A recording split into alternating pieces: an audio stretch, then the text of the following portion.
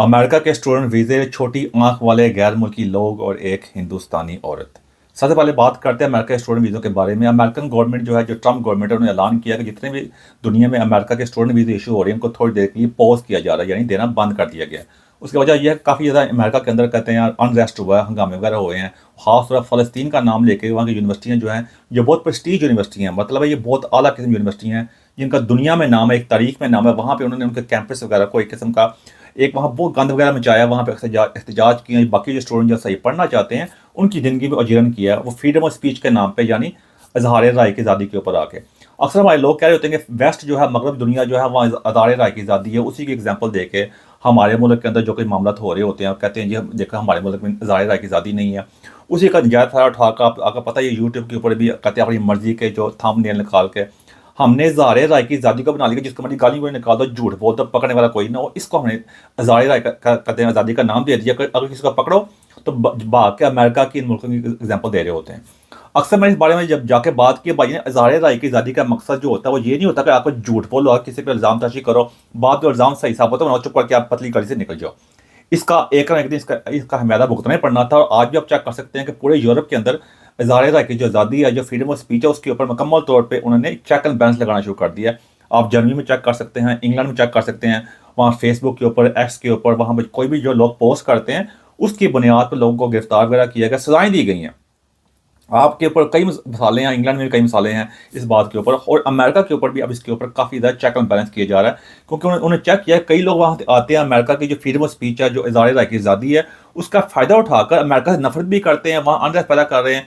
वो आते हैं वहाँ पढ़ने के लिए, उनका मौका बिल्कुल ठीक है कि हम आपको स्टूडेंट वीज़ा इशू करते हैं कि आप यहाँ पे आएँ, स्टडी लें, एजुकेशन मुकम्मल करें, वापस चले जाएँ, जो बाद में जो अपने मामला करें वो करें। यहाँ पे आके हमारे सियासी तौर पर आकर अनरेस्ट पैदा ना करें, जहाँ हंगामी हालात जो पैदा करते हैं आपके अपने जो कुछ मामला वहाँ कर रहे होते हैं। आप हम आपको स्टूडेंट वीज़ा इसलिए इशू नहीं कर रहे होते। अगर आप वाकई बहुत बड़े कहते हैं फ्रीडम फाइटर हैं, जो बड़े आज़ादी राय की आज़ादी का मामला था, जो आपका बहुत शानदार फ़लस्तीन के मामला जो बाकी दुनिया में हो रहे होते हैं, आप उसके लिए आवाज़ उठाना चाहते हैं, जो कुछ करना चाहते हैं, फिर हमें पहले बताएं।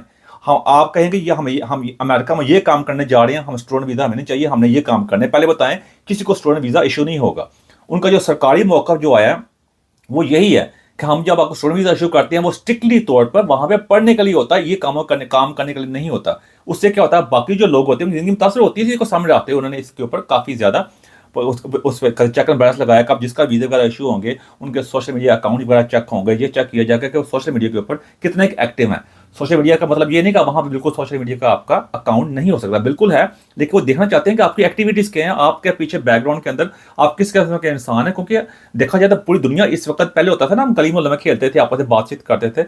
अब हमारी एक पैरेलल लाइफ है, मतलब है कि हमारी अक्सर लोगों की ज़िंदगी जो है अब ऑनलाइन है। सब कुछ जो ऑनलाइन हो रहा होता है, जो पहले गली मोहल्ले में होता था, अब ऑनलाइन हो रहा है। तो उसी के वो किरदार के ऊपर अब इंसान का किरदार जो होता है, उसको सोशल मीडिया के अकाउंट्स वगैरह होते हैं, उससे पता चलता है वो उसका किरदार क्या है, उसकी सोच क्या है, उसके ख्यालात क्या है, ये सब कुछ वहाँ से पता चल रहे होते हैं। तो इसको सामने रखते हुए उन्होंने ये किस्म का ऐलान किया। उसका दूसरा पहलू ये भी है कि हमारे जितने, इसके दो पहलू हैं, पहले बता दूं मैं। दूसरा पहलू जो है वो पाकिस्तान और इंडियन पर्सपेक्टिव से है। बाकी ये सिर्फ इंडिया पाकिस्तान पे उनके बारे में बात नहीं की, पूरी दुनिया के बारे में लगाए हैं उन्होंने।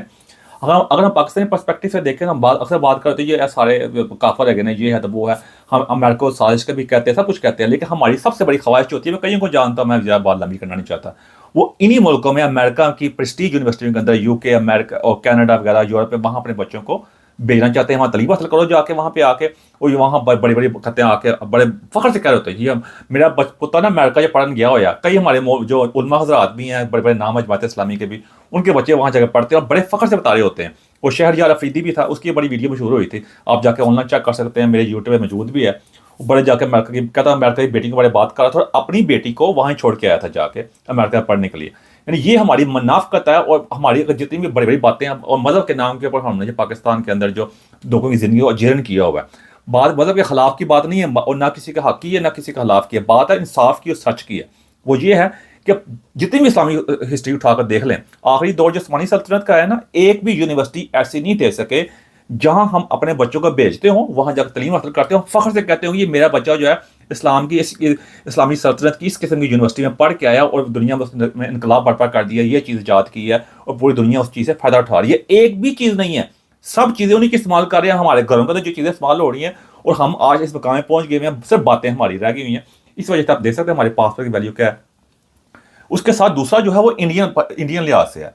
इंडियन का जब वो भी बड़ी बड़ी बातें कर रहे होते हैं, हमारे यहाँ ये यूनिवर्सिटी है, हमारा हमने ये बड़े मामला किए हुए हैं, सारे का सारा इंडियन यूनिवर्सिटी लोग जो है कोस्टेरिया से लेकर अमेरिका कनाडा फेक वीजे के ऊपर इस वक्त इंडियंस के बारे में जो इंडिया बेनकाब जो हुआ ना इंडिया, वो बुरी तरह बेनकाब हो गया। हर कहते हैं आप कहते हैं मामला के हर एवेन्यू के अंदर आप देख सकते हैं कि कोई भी मामला उठाकर देख लें, स्टूडेंट वीजा के चक्कर में देख लें कितने फेक स्टूडेंट वहाँ पे गए हैं। मैं ऑस्ट्रेलिया से लेकर जापान अमेरिका कनाडा हर जगह जा चुका, मैं वहाँ देखा कि इतना इंडियन स्टूडेंट वहाँ पहुँच गया हुआ। कनाडा में आप चेक कर सकते हैं वहाँ पे जाके, अक्सर लोग इंडियन खुद शिकायत कर रहे होते हैं कि हम यहाँ पढ़ने आए थे कि बाकी सही तरीके से तालीम हासिल कर सकें। वो क्या है कि वहाँ पे अक्सर छोटे छोटे कॉलेज बना के पैसे लगा कर जो दो नंबरी में वहाँ सारे इंडियन स्टूडेंट पढ़ रहे होते हैं। वो कहते हैं हम इसलिए तो नहीं आए थे कि हम तो चाहते थे कि मिक्स होकर पढ़ें गौरव वगैरह के साथ। तो इंडियन भी सारे स्टूडेंट वहाँ भेज रहा है, वहाँ जाके वो उसकी वजह देख सकते हैं। इसका मतलब ये चाइनीज नहीं भेजते। आज वही इंडियन स्टूडेंट ने इंडिया के लिए क्या किरदार अदा किया जो है कहते हैं ऋषि सोनक भी देख लें, वो इंग्लैंड का प्राइम मिनिस्टर जो बना हुआ था, यहाँ बाकी पढ़ा वो हालांकि यहाँ पैदा नहीं हुआ इंडिया के अंदर, लेकिन इंडियन ओरिजिन का था। इंडिया का क्या फायदा दिया? सुंदर पिचाई गूगल का जो उससे बात करना चाहता था मैं, जो स्टूडेंट वीज़े पे अमेरिका गया था, वहाँ जो जिस तरह उसको मौका मिला वहाँ के सिस्टम के मुताबिक गूगल का बॉस बन गया, लेकिन इंडिया को कोई फायदा नहीं ना हुआ। इस तरह इंडिया का सारा ब्रेन ड्रेन हुआ। आज इंडिया बिल्कुल कहते हैं दुनिया के एक स्टेज के ऊपर बिल्कुल फारग है, एक भी इंटरनेशनल लेवल की चीज़ नहीं बना सका। ये इंडिया की बहुत बड़ी नाकामी है। चाइना को चेक करें, उसके मुकाबले में उनके स्टूडेंट भी जाते हैं, मामला उनके भी ऐसे हैं, लेकिन उन्होंने बड़े स्मार्ट तरीके से उन्होंने फ्यूचर को बांधते हुए अपने बंदे वापस के इजादात की, और आज इस वक्त पैरेलल तौर पे वेस्ट के बिल्कुल मुकाबले में खड़े हो गया। हर चीज़ जो उन्हें अमेरिका ने कनाडा ने जिनकी डोमिनेशन थी उसके मुकाबले में बल्कि उसके ऊपर चले गए कई कदम, जिसमें इलेक्ट्रिक गाड़ियाँ हैं, मोबाइल हैं, सॉफ्टवेयर हैं, आप नाम ले सकते हैं। AI में जो उन्होंने इनकलाब बर्पा किया, सही उन्होंने वेस्ट की आंखें उस वक्त खोली, उनकी आंखों में आकर डाल के उस वक्त खड़े हुए हैं। जब यहाँ पे AI आया, चैट GPT जो है उसके मुकाबले में उन्होंने डीप सीक बना दिया, वहां से मामला वहां ये एकदम हिल गए वेस्ट वाले। तो लेकिन इंडिया एक भी चीज नहीं बना सका, सिर्फ बातें इनकी। मैं कहता हूँ इंडिया जो है वो दुनिया में मजदूरों की मंडी है। सबसे महंगा मजदूर जो है वो भी अवेलेबल है, जिसका वो कह सकते हैं वो है सुंदर पिचाई जो है, और सस्ते मजदूर भी है, डंकी लगा जो जा रहे हैं। जो मिडिल ईस्ट देख लें जाके, जितना जो अरबी ममालिक वहाँ इंडियन जो है गरीब जा रहे हैं, अफसोस का करना पड़ेगा, वो टके टके पे काम कर रहे हैं। तो ये है इंडिया का कमियाल, दोनों मुल्क हमारे नाकाम हो चुके हैं। तो ये बात है। दूसरी बात वो कहते हैं, वो जो मोदी साहब तकरीर कर रहे थे, वो मतलब वो कह रहे थे जी, कहते हैं हम हम विदेशी चीज़ को इस्तेमाल नहीं करेंगे, बाहर के मुल्कों की चीज़ें हमें इस्तेमाल नहीं करनी, हमने खुद अपनी चीज़ें इस्तेमाल करनी है। और छोटी आंखों वाले चाइनीज़ लोगों को कह रहे थे। देखा जाए तो बात ठीक है कि हाँ अपनी चीज़ें इस्तेमाल कर, लेकिन किसी के बारे में ऐसे बात कहना छोटी आंखों वाले, और भाई छोटी आंखों वाले देख ले, उन्हें छोटी आंखों वालों ने बड़ी आंखों वालों की आंखें निकाल ली हैं। ये अगर सही बात ये है तो उन्हें ऐसा कर दिया ना, उन्होंने जाके उन्होंने आके आप बिल्कुल उनके सामने खड़े होंगे। आपने क्या किया? टके का काम नहीं किया। जाके आपके सारे जो 2 नंबर बिजनेसमैन आपके मुल्क में जो भी करते हैं, कोई भी ऐसा एंटरप्रेन्योर जो होता है, कोई चीज़ बनाता है, दूसरे दिन जब फ्रॉड लेके निकल जाता है। कई चीज़ें आप चेक कर सकते हैं। कोई भी अपनी कोई इंटरनेशनल लेवल की आपने क्या बना लिया जाके, आपका या तो ना आपकी बाहर की कोई चीज़ इस्तेमाल नहीं करेंगे, आपका अपना क्या गूगल से लेकर जाके इंस्टाग्राम यूट्यूब हर चीज़ बाहर किया। या तो ना आपने चाइना के मुकाबले में कोई पैरेलल सिस्टम बना दिया हो, कोई ऐसा मामला किए हो कि आपको बाहर की चीज़ों की जरूरत नहीं पड़ेगी। एक ट्रंप की कॉल आई थी, ढेर हो गए थे जाके भाई के साथ ही जंगबंदी होगी, बाप जी तो शिकायतें करते रहो। यानी होता है ना, कहते हैं लड़ाई के बाद का मौका आपको याद आए ना, वो अपने मुंह पे बांध लेना चाहिए। इंडिया के साथ बिल्कुल यही हुआ। अपनी कोई चीज़ नहीं बनाई, सिर्फ बातें रह गई हैं, जिसको देख लें कि आज वो सिर्फ वही अपने वहाँ को पागल बना के ऐसे काम कर रहे हैं। तो ये इंडिया के लिए बहुत बड़ी नाकामी है। जितना मर्जी चाइनीज़ को जो मर्जी कह लो, मैं चाइनीज़ का कोई वकील नहीं यहाँ लगा हुआ ना, मैं चाइनीज़ बहुत ज़बरदस्त कौम है, वो बड़े उनके अपने मामलात हैं। लेकिन हमें ये जो चीज़ उनकी ठीक है, वो इतनी बड़ी ठीक है कि उसमें हमारे लिए भी छोटा उनके आगे। जो उन्होंने काम कर दिखाया ना हमारी जिंदगी के आगे, जो कभी मुमकिन नहीं था, हमने किसी कौम को इतनी जल्दी ऊपर आते नहीं देखा, और ऊपर आके क्या सबसे आगे निकल गई है। वो हमारी जिंदगी में एक मौजज़ा हुआ है, देखा जाए ना, एक मिरेकल हो गया। वो चाइना ने कर दिखाया। तो इसी से हमारे लिए हमको सीख सकते हैं। हम पहले सुनते थे किस्से कहानियाँ, वो किस्से कहानियों को हकीकत में बदल दिया चाइना ने आके, हाल लिहाज से हमारी आंखों के सामने। अगर अभी भी हमको सबक ना सीख सके तो हमारे पाकिस्तानी लिहाज जो कहते हैं मजहब के नाम ले रहे होते हैं, चाइना वाले ना किसी अल्लाह को मानते हैं ना किसी रसूल को मानते हैं, और इंडिया वाले जितना बड़ी कई जो छोटी आंखों वाले, मोदी को शर्म आनी चाहिए, इतना स्टेटमैन होकर वो ऐसी बातें कर रहा है। अगर इनके बारे में कहीं कहते हैं इंडिया वाले कहते बदबू आ रही होती है, मैं अक्सर इस बारे में अगर जगह बात करता हूँ इस बारे में जाके। तो ये मामला हैं भाईजान, आप जो बड़ी बातें कर लें। लास्ट ऑन द लीस्ट बात करते हैं, वो एक वीडियो बहुत वायरल हुई है कि एक इंडिया की एक औरत है, वो लंदन की अंडरग्राउंड जो ट्रेन है वहाँ बैठ के कहते हैं वो हाथ से चावल वगैरह खा रही है। बिरयानी वगैरह खा रही है मेरे ख्याल से, और साथ साथ फ़ोन भी पकड़ा हुआ है। जिस तरह ये मामले तो होते हैं, ये हमारे पंजाब को इस बारे में बात हुई है कि ये हमारा पंजाब का, पाकिस्तान का, इंडिया का, बांग्लादेश का कल्चर है। वहाँ पे ऐसे होता है कि अक्सर लोग ना, हमें बचपन में देखता है कि हाथ से खाते हैं जी, कहते हैं वो, अक्सर लोग उसको सुन्नत भी का नाम दे रहे होते हैं। कुछ लोग कहते हैं कि हाथ से खाने से ज़्यादा उसमें बरकत भी होती है, सेहत भी अच्छी होती है। हर बंदा अपने अपनी मामला कर रहा होता है। अगर सुन्नत सुन्नत का मामला होता तो भाईजान थी, इंडिया वाले भी हाथ से खाते हैं, फिर वो कौन सुन्नत का फॉलो कर रहे हैं। मैं ज़्यादा उस मजहबी मालूमात में जाना नहीं चाहता, लेकिन मैं बात कर रहा हूँ ओवरऑल। इस अब देखें, मसला ये है कि हमारी ये टका टके के लोग उठ के यहाँ पे आ गए।